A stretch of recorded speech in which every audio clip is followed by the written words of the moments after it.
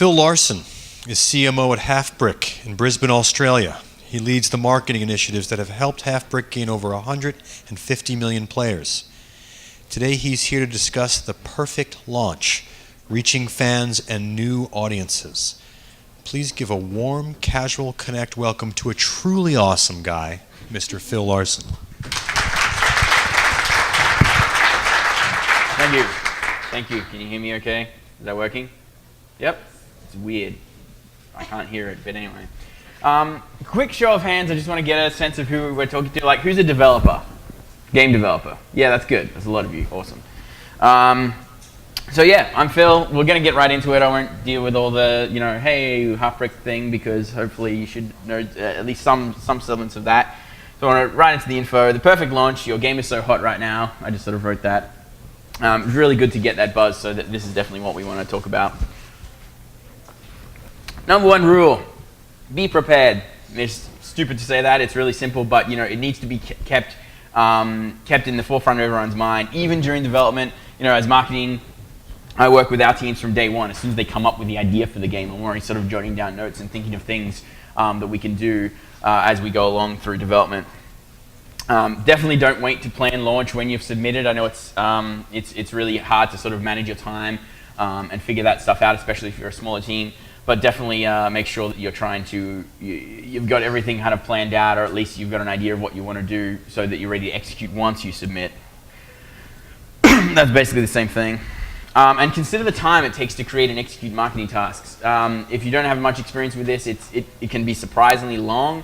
I equate that to stuff when people put their Kickstarter online and they say things like, oh, here you're going to get these rewards for each thing. You're going to get like a t-shirt, and you're going to get a copy of the game and whatever. But these guys don't really know how long it takes to deal with a t-shirt company, and it really sucks. So definitely make sure that, that's just one example, but make sure you're trying to do some recon on this stuff to figure out how long it's actually going to take you and how much money you're going to need to spend on it. And if you're an unknown developer, if you really think that nobody knows who you are, that's fine, but just try and start this earlier. Because some things are going to take a lot of time and you're going to have some failures along the way. So definitely don't sort of complete your game and then think, how should I start marketing? That's going to end badly. Where to launch? I mean, where are you going to put your game out? Ideally, you would already know this. You'd have a sense of where you're going to do this even before you've created the game. You might design specifically for the platform. But if you don't, I mean, if your game can be adapted in a lot of different ways, that's fine. You can speak to the developer relation guys at many different platforms, many different storefronts, devices and things like that, because they're really looking for great content and find the best fit for your game and your studio. And another thing is that you can do, it depends on your studio. You can organize exclusives and funding if necessary and or worthwhile, which means you might speak to X person and they say, all right, we're going to kick in 20K. And if you release exclusively for a month or 3 months or whatever, that's probably not appealing for Halfbrick, but it depends who you are. And if that's something that's going to give you guys a leg up and contribute to marketing funds on another platform, that's fine too. It's just helpful to look at stuff like this just in one big lump. There's a million other guys I could put on there, but if you're not at least talking to these guys, you should probably do so and just see where people are at and what content they're looking for at any one particular time.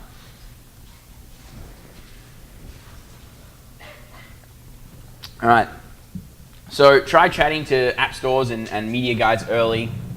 It's easy for me to say that because guys come to us asking for content and wanting to chat early, but I did all the hard yards many years ago as well, and had a lot of failures along the way. You really have to keep pushing that story and telling your message of who you are as a developer.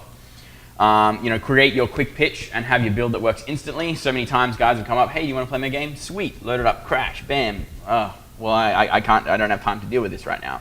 So make sure that you have a build that works really, really well. I mean, we spent 2, maybe 3 weeks on a build specifically for PAX Australia that we were just at. The team made sure it was working really great, and it was kind of a customized version. Again, it's easy for me to do that because I have a few more resources. If you're a smaller team, it's a bit harder, but at least try and make sure it doesn't crash. And And the thing is, when it comes to stuff like this, is don't go into these meetings. You know, if you get a meeting with whoever, Microsoft, and don't expect that any commitments would be made at first meeting. If they are, awesome. But the point is, the seed has been sown, and you've gotten your name out there a little bit more, and it just helps every single step of the way to keep sort of pushing that message. And then ultimately, it's up to you to back up what you've said. You can't say, yes, I'm planning on releasing at this time, and then delay by 3 months, 6 months, whatever, because that's when you're going to start losing credibility as a developer. And marketing as a function is everything you do as a developer to be able to make yourself in the best position for success. So that's definitely part of it. And if you don't know, don't say it mostly. That's really hard to say specifically. If you don't know when your game is going to come out, if you don't know exactly your plan, then usually don't say it unless you're extremely confident, or it depends on the tone of the conversation. And do this as often as you can without being annoying. So, get meetings with people, talk to the media guys, but at least try and have something new to say each time, and definitely don't be really spammy, because that's the first way for someone to get sort of ignored. I have media friends who come to me and say, oh man, this guy was really annoying me. And I was like, don't I do that to you? And he's like, no, it's kind of different. And it's hard to kind of teach that, but you can definitely speak to the other developers and get their insight. And how do you go talking to the media? How did you get a meeting with Google, and so on and so forth? When to announce? Anywhere from maybe like 5 months out to a week. Excuse me. It entirely depends on your game, and the depth on your game, and who you want to talk to. I mean, you could be creating the WoW for mobile, which I'm sure a million developers have pitched to a million different places before, and then you want to sort of announce it quite a while before launch, because if you know what you're doing, and you know what's going to be in there, then you're going to have different beats along the way to sort of keep building that hype up for marketing as you go. A week is going to be very, very short, and it's difficult to cut through the noise. And if you're announcing a week before, then you've kind of got a few more problems, because you don't know exactly which other developers are going to be coming out that day. You haven't built up nearly the data you're going to need for things like user acquisition, and I'm going to talk about that in a minute. And you should never market after launch. I mean, you can, but I just don't see that many success stories. It's really hard. People say, yeah, I'm going to sort of launch my game and then start marketing it, but it's really hard to do that. You can, but getting that really awesome launch is just so important, and it's going to set yourself up for so many different things. When we first launched Fruit Ninja, there was such a buzz around the game that we sort of created beforehand. When you sort of do that, that's when guys like Apple and Google take notice, because they're already seeing this organic marketing. And be confident but not cocky. So if you think your game is awesome, that's good, say it. But don't say it's awesome and you're better than everybody else, and you should definitely have my game because it's the best choice you're ever going to make this year. That's the kind of difference, and it's tough to sort of toe that line sometimes. But don't show it too early. If it's going to be a poor experience, no matter what, when you show it, it should be fun in the very least. So if you don't have something fun yet, then that's probably a bad sign. I mean, product marketing tools, this is also very, very standard. Trailer, screenshots, icon, press release, multiple press releases depending on your game, depending on the timing and the announcement of the launch. All are extremely important, so don't wait until the last minute to sort of develop this. We do a lot of things in-house. I mean, sometimes it's really easy for us and it happens organically. Sometimes it takes a long time. And the only time we've ever had an easy way, I guess an easy time creating the name for the game and the branding for the name was Fruit Ninja. Everything else we've done since then, despite the fact that we announce it with confidence when we're done, we've had trouble. And you can test in communities and get feedback and things like that. You can A/B test that stuff. There's marketing services online that allow you to do that. You can create polls. You can go on forums. All kinds of different things like that. We had this is an Xbox game, and I'm assuming most of you guys are mobile developers, but we had an Xbox poll that years ago when we actually did a poll for which box art we should use, and the winner won with 51% of the vote. So it was a bit. It could have gone either way, and ultimately it didn't provide a clear winner, but hey, we chose it because we liked it the best too. I mean, this is a great way to sort of visualize your icon in a marketplace. We do this every single time. We actually custom draw each icon and create the name, and write it in the font that it's going to be in. These kinds of details you really need to focus on. This is just a screenshot I took at the App Store when all 7 of our games were in the top 25. Not that I'm bragging or anything, but that's, you can definitely pick out some of the more the simple icons as opposed to some of the more complex ones, like whatever that middle one at the top is. But hey, that's higher than most of our games, so what do I know? All right, PR. Tell a story and a journey. Don't list points. Don't say, hey, this is my game and it's got really addictive gameplay and it's got, super fun, modes and things like that. That's just really kind of dry and boring. Tell the story as who you are, why you're creating this game, and why you think it's going to be awesome. Journalists are not really dumb. They're not PR shills. They care about good games, and they're actually spoiled for choice. They want something unique and fun. And if they see the same bullet point list as something they've seen 100 times that day, it's really hard to be able to cut through that traffic.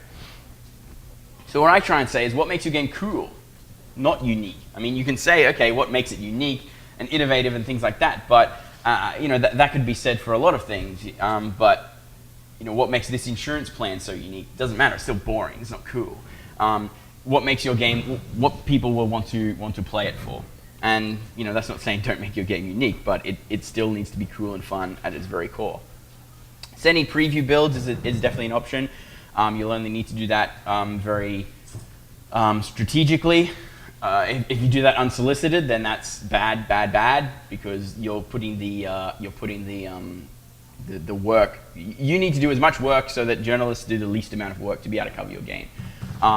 When we first released games, I mean, we didn't have any ability for sending codes. We didn't have any preview stuff. Now in iOS, now you can have your game approved and sitting there behind the scenes in the App Store and still generate codes and actually get people to download them even though the game isn't live. So that's really handy. So once your game is approved and ready, you've got your plan, then make sure you commit to a release date, own that date, and use all of the relationships you've built with the media, with your partners to pull towards that same date. Now, a soft launch. So I got a sense of who's doing, who's a developer of a free-to-play game. Hands up.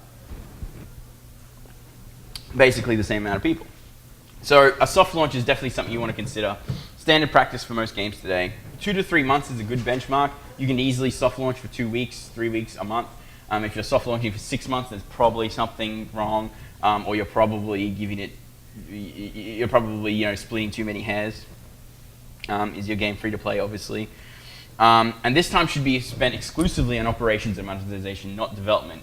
The reason is because it might be tempting to say, okay, well, I'm going to get my game out there, soft launch, and then add in all this stuff that I want to do for general availability anyway. But that's just a red flag, because I know how things go wrong with game development, and I'm sure a lot of you guys do as well. So make sure you don't fall into that trap as best as you can, unless you're really sure. And all that time should basically just be tweaking stuff at the back end so that you can flick that switch and you're good to go. And have your UA and cross-promo plan lined up for GA. Get the amount of users you need for the soft launch to be able to make those core decisions, but make sure everything else is pretty much good to go when you've got GA. So establish your KPIs for opt-out, retention, K-factor. K-factor is like the holy grail for designers specifically, because they love the fact that people are going to be talking about their game. And telling people from either an acquired user or an organic user, either way, opt-out is cool because it means your operations are running great, but K-factors just mean how cool is your game and how much people want to be talking about it. So you definitely want to be aiming for that.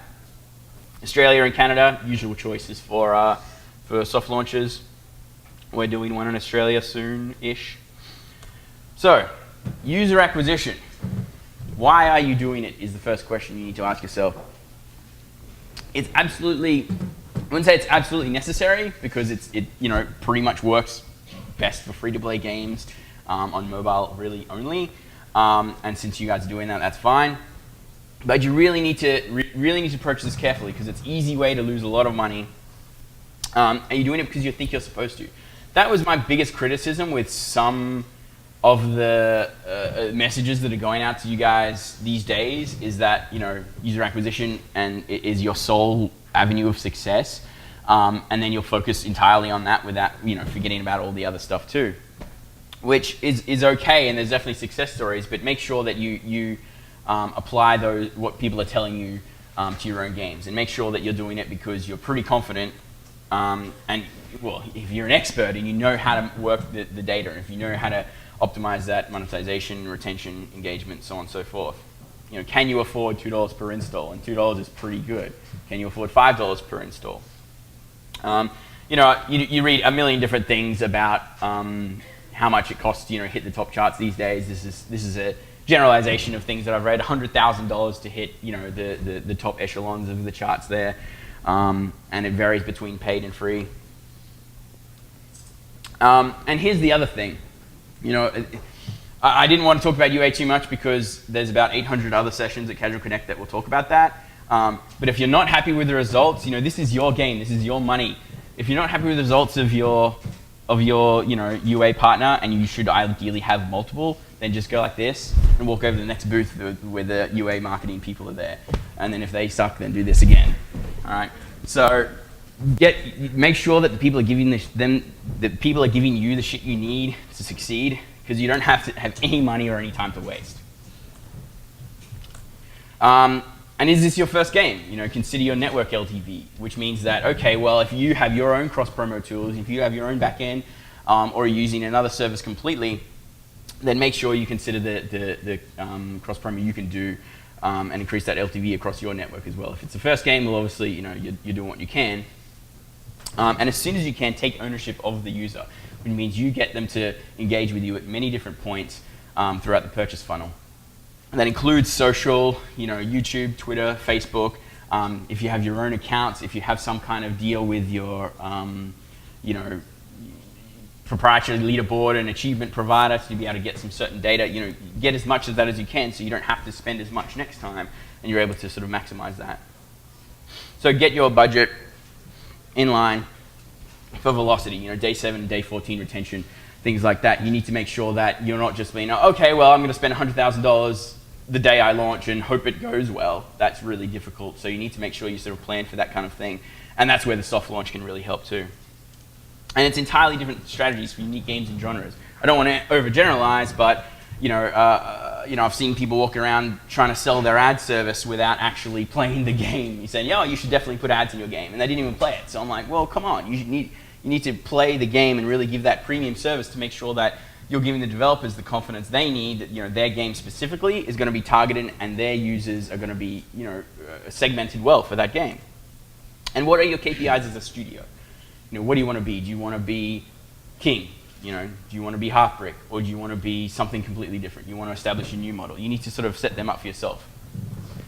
And you want to emulate people. Do you just want to fast follow and say, okay, well, those guys are doing really good. I want to basically do that, and that means I can develop my mid-core strategy, social, asynchronous multiplayer game, or do you really want to innovate? And if you want to innovate, then you need to take longer discussions about UA and make sure that you've sort of really crunched other people's data and then sort of extract what you need for your own title and sort of make your own decisions. Because a lot of people do lose money on UA because they haven't made that match between the data and the design and theme of their specific game.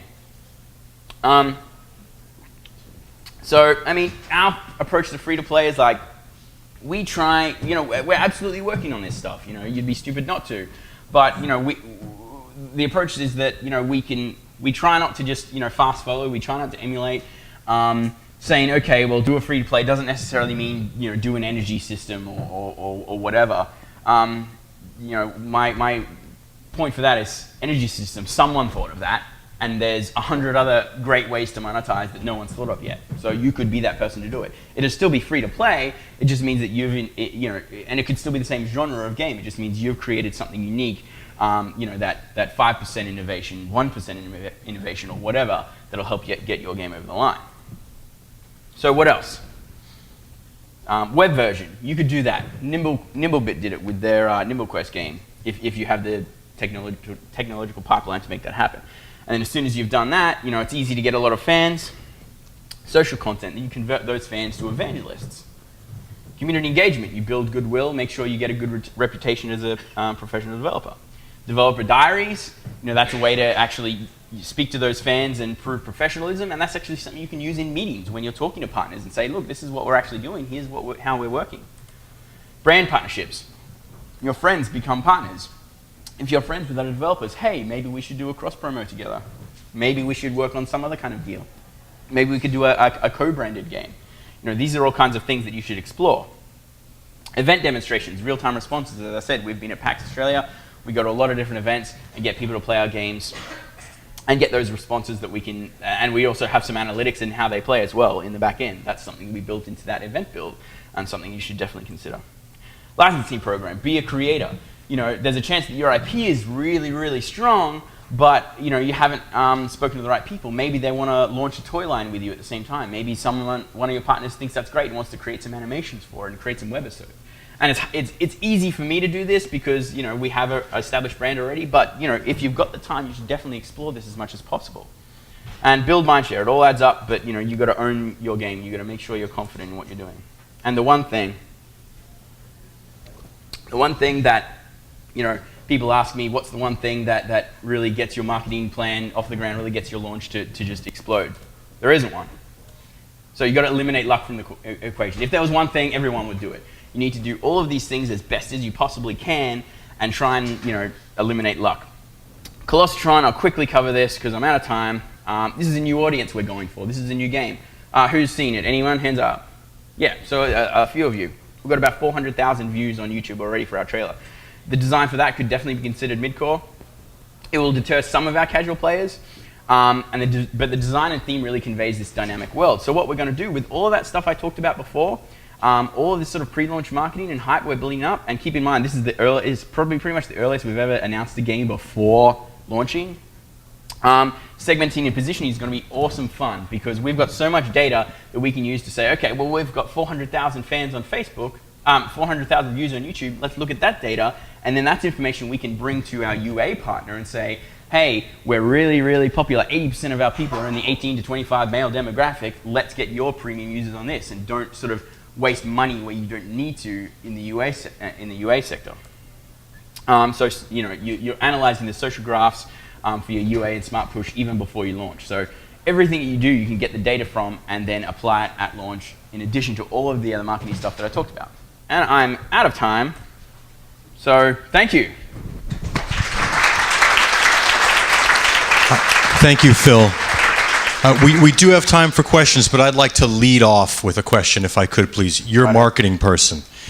In his opening keynote address, Will Harbin of Kixeye said, and I quote, "Developers have higher IQs than marketing people." Do you care to comment on that?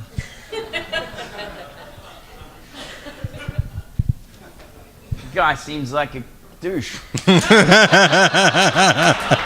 not like okay, so here's the thing about marketing people. There are marketing people out there that are doing this because they studied marketing and that's their thing. They were in marketing at, Radio Shack, and then they were at marketing at, Pizza Hut or whatever, and then they're in marketing in games. For me, at least for me specifically, I'm a gamer. I always wanted to be in games.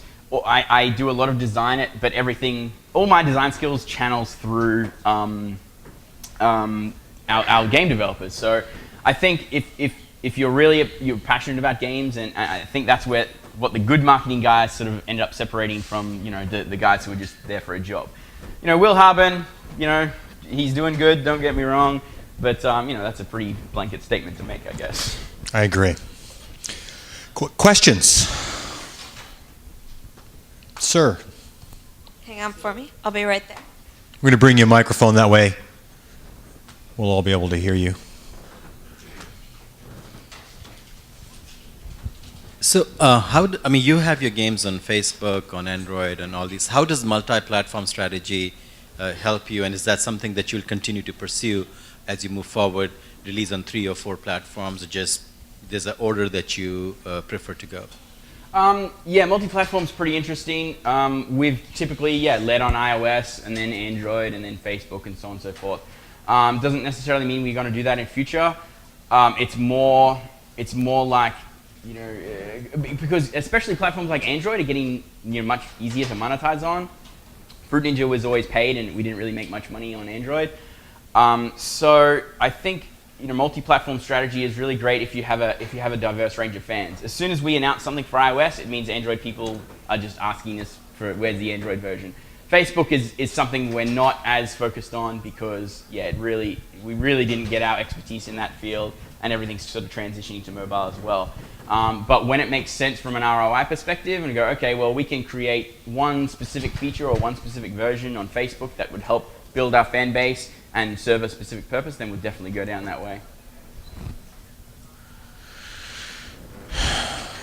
Other questions? We have a good marketing guy from a top developer here. Surely there are some marketing questions. Nope. Really? All right. Hi there. We just launched a new game about a month ago. It was a pretty decent launch. We got a big feature by Apple in Canada. I think I launched a little too early. I wanted to get something out there to test the market. Not sure if I did it the right way. What's your suggestions for doing like a relaunch or like a major update with huge features that may basically change a good chunk of the game? Yeah, that's a really great question, and something I did want to include in my original slides was that a lot of people come to me and say, oh, they're really humble, and that's kind of why, and I don't know if you are specifically, but they come to me and say, oh, I'm really humble, I just want to get my game out there, put it for free, because, I don't think it's worth, 99 cents or whatever. And it's like, well, dude, your game is way more complicated than Fruit Ninja was when it first came out, and we launched that as a paid game. This is mobile. Anything can be amazing, and anything can be a success. You just got to be confident and put it out there. For you guys, look, gun to my head, I would say do a relaunch. Because an update, I don't know how many fans you have or what traction you've got in social or anything like that, but that story specifically would say relaunch, but happy to talk to you more about it. On that same subject, when your reviews tank, you're under 3 stars, can you really do anything with a game that's been out in the market to get those reviews back up? It depends what the reviews are saying, because people will be like, oh, it crashes 1 star, or it crashes 1 star, or if they're literally, oh, this game isn't very good, 1 star, then you've got a kind of a problem. We haven't really had that problem before, because our games have usually been, we've had sometimes we've released an update and suddenly we're getting 2 and 3 star reviews, which is bad, but it's always technical. But if your game is really not being just received that well, that's not good. And number 1 marketing rule is make a great game. So the perception is that you're under 4 stars, you're kind of hosed. So if you're at 3.5 stars, a re-release with some extra bonus features, or well, you just have to look at that data, those stars, and figure out exactly where the 3.5 is coming. We've been at 3.5 before, but we've gotten it up to 4.5 because we've addressed those issues. Okay. Yeah, and some things I think when Angry Birds Friends released on mobile, they got like 2.5, 3 stars as their average because. And the reason was I can only log in via Facebook. That's all they could do. So that is something you could address. And then if you've got still the fan base to be able to do that update and communicate that well, then that's something you can address. That isn't technical per se, but it's usability, and then you can get the stars up again. Thank you. So when you talked about UA, you kind of got your demographic, you know who you respond with. Do you have sort of a plan for UA, or how, specific channels you like to use? Any of the guys up there? Right. Oh, Halfbrick hasn't really used UA before because we haven't had to. We've built our network and we can do a lot of cross-promo and, unpaid UA ourselves. But we do talk a lot to those guys. General advice is just make sure you deal with a lot of different vendors, because if you go through, you want to get the premium users from each vendor, and you want to split up your spend there. And if suddenly, one vendor is not doing well, the other vendor is starting to do this, get your money and take it out and put it there. You can do that instantly, and they will be happy to accommodate you. That's the thing is, ad vendors and UA, they're a B2B business. It doesn't, your players don't give a shit who the ads are coming from. They really don't. So you are the customer in that sense. So you need to make sure that it's working for you. But can you get targeted ads to your demographic though? So oh, sure. Might it make a difference then Yeah. So okay. I mean, if our demographic is 18 to 25-year-old males, you should target that. Okay. We're not going to be for Colossatron, we're not going to be really targeting females. There'll be a segment of that definitely, and as we get better data, then we'll be able to do smaller spends on the female demographic. But we're really not confident enough that it's going to be appealing in the same way that Jetpack Joyride. I mean, Fruit Ninja is basically 50-50 male, female. Jetpack Joyride is about 80-20. So you need to make sure your spend is going in the right way. Thank you. I think that's all the time we have, so thank you. And please, a round of applause for Phil. Thank you. Great presentation.